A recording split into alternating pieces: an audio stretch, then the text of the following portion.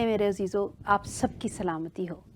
BTL की जानिब से तरतीब दिया गया प्रोग्राम यसु संग सवेरा आपकी नज़र है और मैं आपकी होस्ट सुम्बुल नौरीन आपके लिए बहुत सारी नेक तमन्नाओं के साथ हाजिर हूँ, बहुत सारी दुआओं के साथ हाजिर हूँ। खुदा करे कि आप अपनी ज़िंदगी में हमेशा कामयाब रहें, खुश रहें, खुरम रहें।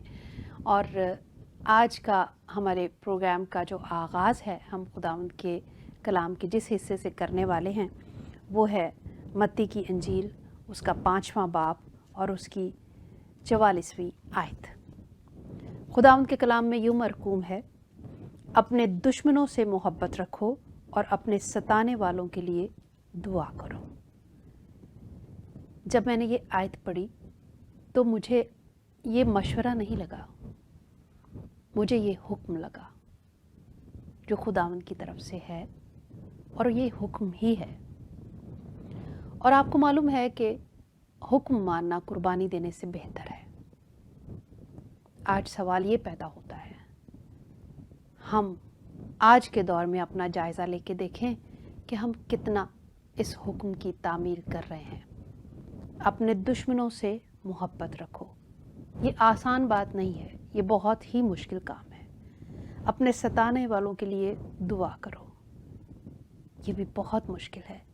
आइए इस पर गौर करते हैं और इस सुबह का आगाज़ करते हैं। एक ब्रेक लेते हैं, फिर मिलते हैं।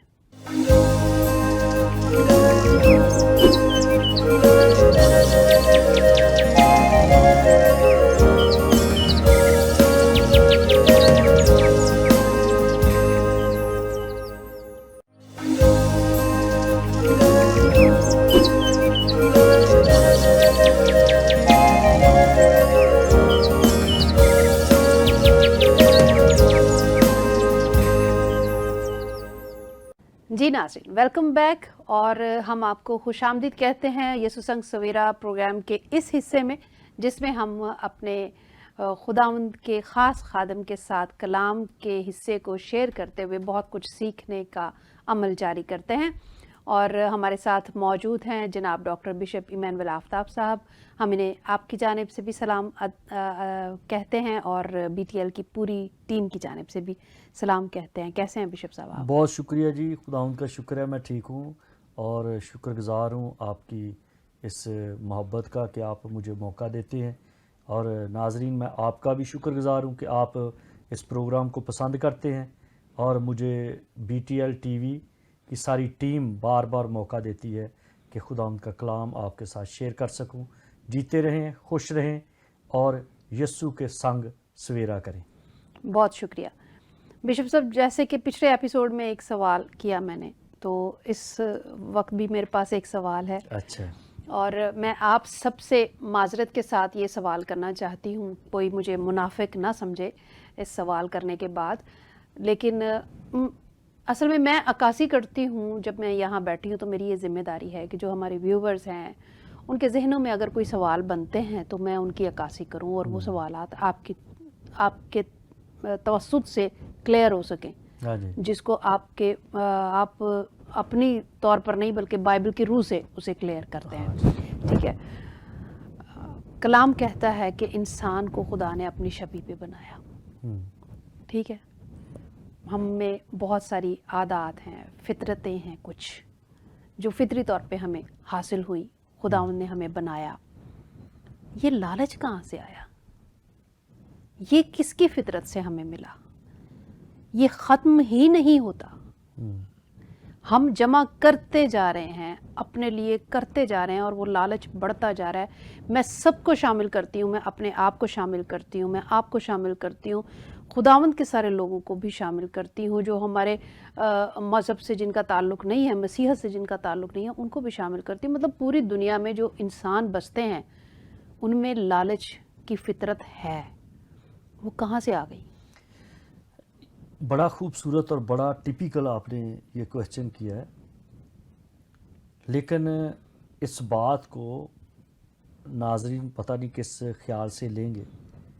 ये जो प्लेनेट है, ये तस्वीर है इस प्लेनेट की। ये मतलब खुदा की तरफ से नहीं है, हरगिज़ नहीं है। ये तस्वीर है। जैसे आप सेब खाते हैं तो उसकी एक तस्वीर है, گاجر کھاتے ہیں تو اس کی ایک تاثیر ہے. اس پلینٹ کی تاثیر ہے کیونکہ یہ ہمیشہ جو بھی کوئی اس پلینٹ پہ آیا ہے اس کی فطرت میں یہ بات آئی ہے. اس کی وجہ کہ یہ پلینٹ جو ہے اس زمین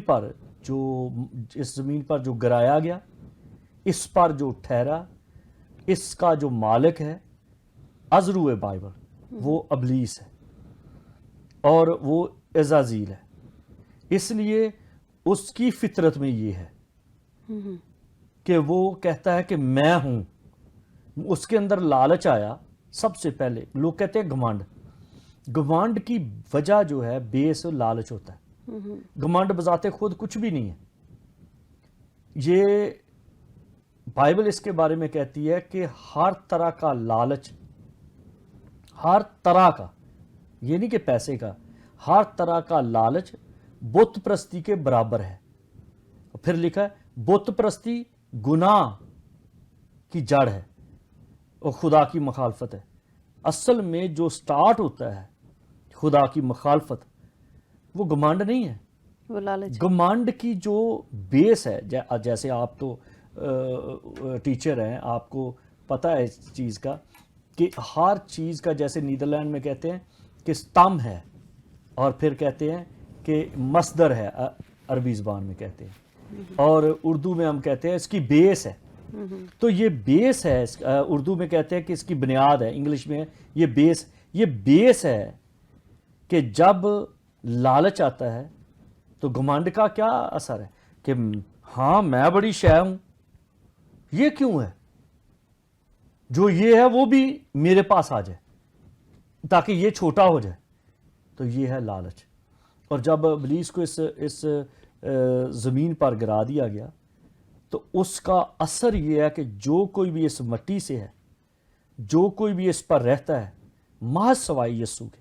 ہاں، میں یہی کہنے والی تھی کہ یسوع پر تو اثر نہیں ہوا. محض سوائے یسوع کے. اسی لیے تو انہوں نے کہا کہ اگر تیرے پاس 2 کرتے ہیں تو ایک اس کو دے دے جس کے پاس نہیں ہے. تو آج کیا ہے؟ پادری، بشپ، لے مین، بلیور، میں بھی اس میں آتا ہوں. الماریاں بھری پڑی ہیں کپڑوں کی. کبھی یہ خیال نہیں آیا کہ کسی کے پاس شرٹ نہیں ہے اس کو دے دیں، کسی کے پاس جوتی نہیں ہے اس کو دے دیں. کیسے ہو سکتا ہے یہ؟ کیسے تبدیلی آ سکتی ہے؟ ہمارے لیے تو تبدیلی کی سب سے بڑی وجہ یسوع مسیح ہی تھے، جو ہمارے نجات دہندہ ہیں، جنہوں نے اپنی زندگی گزار کے دکھائی ہے. بہت سارے احکامات جاری کیے ہیں، بہت ساری تمثیلیں بیان کی ہیں. تبدیلی نہیں میں نے آئی. پچھلے دنوں میں ایک لکھا تھا، شاید آپ نے پڑھا ہو. میں نے کہا کہ خدا ایک ایسا سچا خیال ہے، تصور ہے. اگر مل گیا دنیا نہیں رہی، اگر دنیا ملی تو وہ نہیں رہا. صحیح. مطلب جیسے بائبل میں لکھا ہے کہ چناؤ کر لو ایک چیز کا، کہ جب خدا آپ کو مل گیا، خدا کی پہچان ہو گئی، پھر دنیا نہیں رہی. دنیا کا پالوس کیا کہتا ہے؟ جن چیزوں کو میں نے بڑی محنت سے حاصل کیا ان کو میں کوڑا سمجھتا ہوں. یہ بھید ہے. جس کو اس کا پتہ چل گیا. اس لیے مسیح خداوند نے کہا نا کہ اے ہمارے باپ ہمیں روز کی روٹی دے. روز کی روٹی میں اگر آپ کو جہاز کی ضرورت ہے تو وہ جہاز دے گا. اگر آپ کو کار کی ضرورت ہے تو کار مہیا کرے گا. یہ مہیا کرنے کا یہ مطلب نہیں کہ کار خرید لو، جہاز خرید لو. آپ کو ٹریول کرنا ہے نا تو آپ کرو، وہ آپ کو پرووائڈ کرے گا. کار چاہیے، آپ نکلے ہو، بارش ہو رہی ہے یا بڑا طوفان آنے والا ہے، آپ کہتے ہو خداوند مجھے جلدی گھر جانا ہے. ادھر سے کوئی آ رہا ہے، وہ کہتا ہے ہاں جی میرے ساتھ بیٹھ جاؤ. آپ کو کار چاہیے تھی نا، ڈرائیور سمیت مل گئی. اس کو اس طرح سے دیکھو. اور اس کے پیچھے کون ہے؟ آپ کے خیال میں لالچ کیا ہے؟ لالچ جو ہے، جو کچھ ہے آپ کا اس سے تجاوز کرنا. صحیح. بس 2 روٹیاں پڑی ہیں،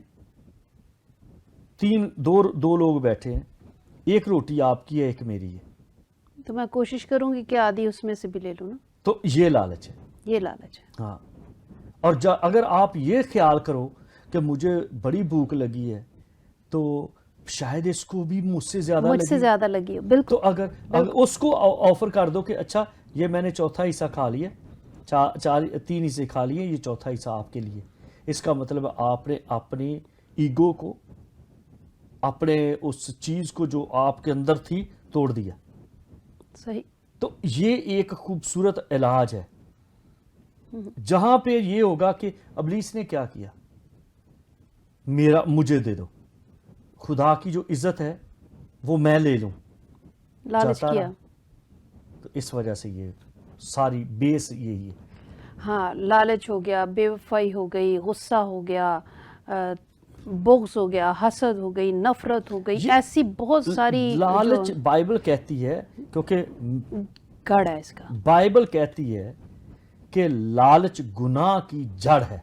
बिल्कुल। इससे आगे आप जब लालच आ जाएगा, बुग़्ज़ भी आ जाएगा, सब कुछ हसद भी आ जाएगा, सब कुछ झगड़ा भी आ जाएगा, बहुत कुछ आ जाएंगे। जब कोई लालच को खत्म करता है ना, समझो वो सब ठीक है। जी, लेते हैं एक छोटी सी ब्रेक और फिर वापस आते हैं।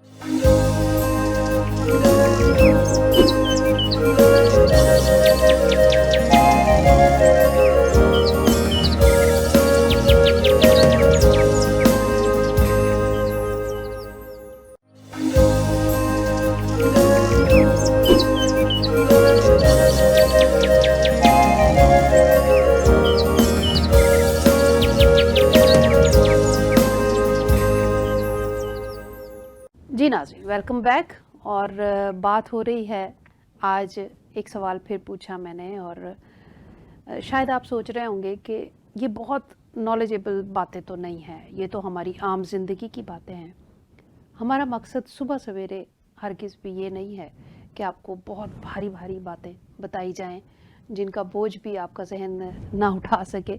हम छोटी छोटी बातों पर गौर करना चाहते हैं और उन्हें समझना चाहते हैं, अपनी ज़िंदगी को गुजारने के ढंग सीखना चाहते हैं। तो यही हमारा मकसद है। असल में जो छोटी छोटी बातें हैं, हाँ जी, इसको मुख्तलिफ तरह से हम देख सकते हैं। कई दफ़ा चेहरे पर छोटा सा पिंपल होता है, हम रोज़ मुंह धोते हैं, मेकअप भी करते हैं, सारा कुछ, लेकिन जब वो शीशे के सामने आता है तो पता चलता है। लेकिन अगर वो लेबॉर्ट्री में चला जाए फिर पता चलता है वो ये तो कैंसर था। इसी तरह ये लालच एक छोटा सा पिंपल है, हम कभी इसको परवाह नहीं करते, इग्नोर करते हैं हमेशा। लेकिन ये लालच है जो भाइयों के दरमियान, माँ बाप के दरमियान, बच्चों के दरमियान, इवन बेटी और माँ के दरमियान। ये कपड़े क्यों इस तरह, ये कुछ भी नहीं तो हुस्न से, ये क्यों सोना लगती है, मैं क्यों नहीं लगती। बाप बेटे से, बेटा बाप से, हालांकि पता भी चलता है कि अच्छी बात नहीं है, लेकिन फिर भी कर रहे हैं, क्योंकि ये ऐसी चीज़ है जब ये लेबॉर्ट्री, बाइबल की लेबॉर्ट्री में आए फिर पता चलता है ये कैंसर है, जिसका इलाज सिर्फ यस्सु नासरी के खून से होता है, यस्सु नासरी की ज़िंदगी से होता है। वरना मूसा से लेके सब तक ये बात चलती आई है। हाँ, बिल्कुल। लेकिन जब यस्सु पर ईमान को लेके आता है तो फिर वो